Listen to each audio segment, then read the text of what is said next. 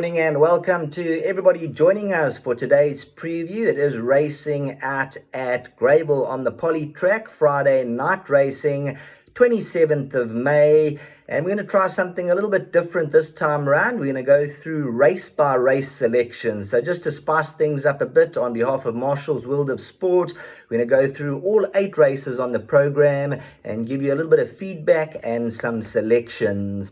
So let's kick off in the opener, race number 1, where we're going to lean with number 6, Hyatt. Now, this is an individual who's got the ability. He's shown quite a bit back home and on the track. And Thursday morning when I was out and about at Summerfeld, I had a chat with Frank Robinson about Hyatt.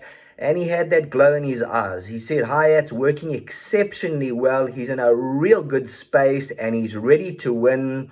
However, the only thing that probably could beat him is this first-timer, number 3, Captain Bombshell. Now, Captain Bombshell's a well-bred individual, and the fact that they have nominated this one for the Group 1 at Scottsville on the big sprint race day says that he's shown them quite a bit back home. Whether or not he's ready to win first time out, I've looked at the comments from the stable. They said might be green, but could certainly run into the money. But the fact that they've nominated this one for a Grade 1 as an unraced horse says there's a lot of untapped potential. So if number 3, Captain Bombshell, is not too green, he might be able to lower number 6, Hyatt's colours. But Hyatt, Frank Robinson, very, very confident. He's working up a storm back home. And if number 3, Captain Bombshell's green, number 6, Hyatt will end up in the winner's enclosure. But keep a close eye on the first timer.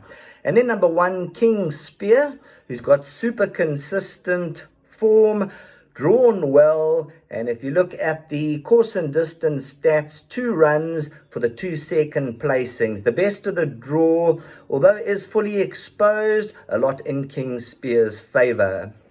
On to race number 2, where we'll be going with number 1, Beltway.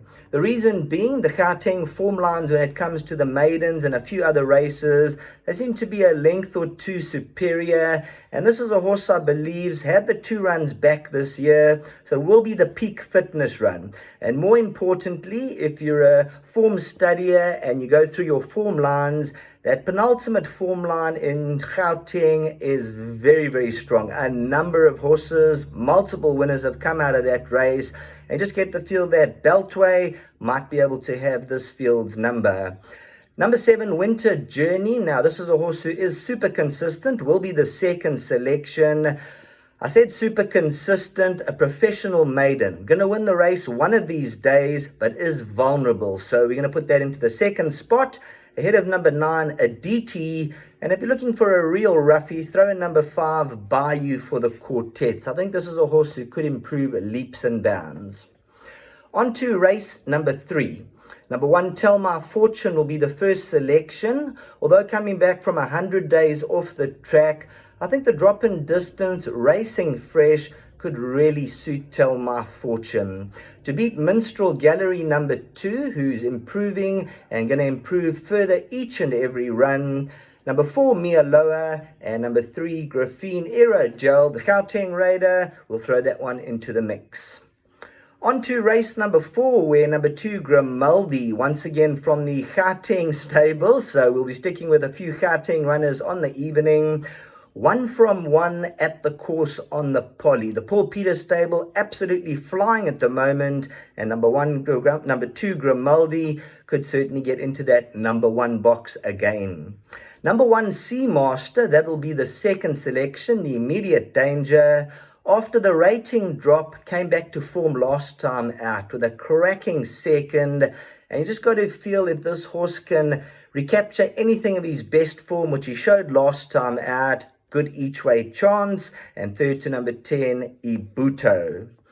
On to race number 5.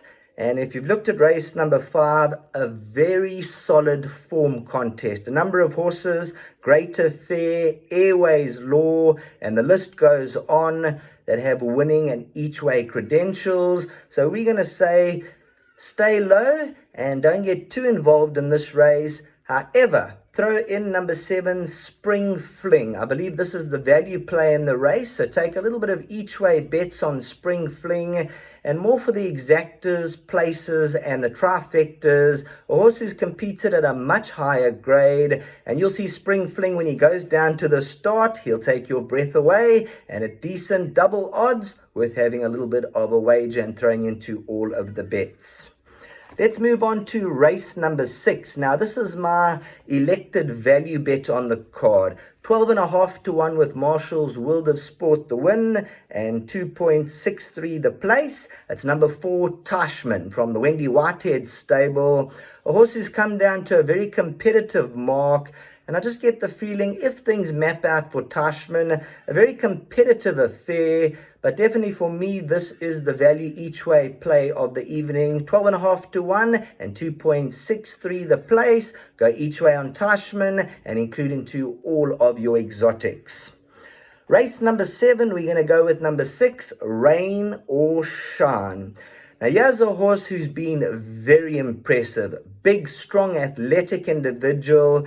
He's had his issues, but as a 4-year-old, he's ahead of the handicapper. Off his current rating, which is around about a 72, they haven't been able to get a hold of Rain or Shine. So I think that stands him in good stead, and I'd expect him to just about win again this evening. So he'll be probably the banker on the card, Rain or Shine, if you are looking for the banker. And if you're looking for the lurker, number 1, Parktown at big odds.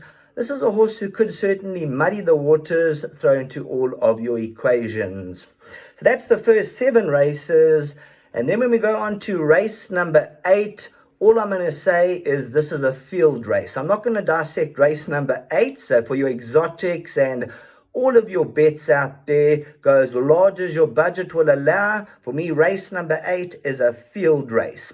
So we're giving you the race-by-race selections, and hopefully we've given you some good guidance, and hopefully we put you in the winner's enclosure. So on behalf of Marshall's World of Sports and myself, Sheldon Peters, we'll catch you tomorrow, which is Saturday, for the grade 1s, and we'll give you some low-down information. I've had a chat to a number of the trainers, Mike de Kock, Justin Snaith, Dean Kannemeyer. We've done a lot of interviews, so I've got a lot of info for the punters out there. So join us for Saturday morning's race day, which will be at Greyville on the turf, the big grade 1 day. We'll catch you then.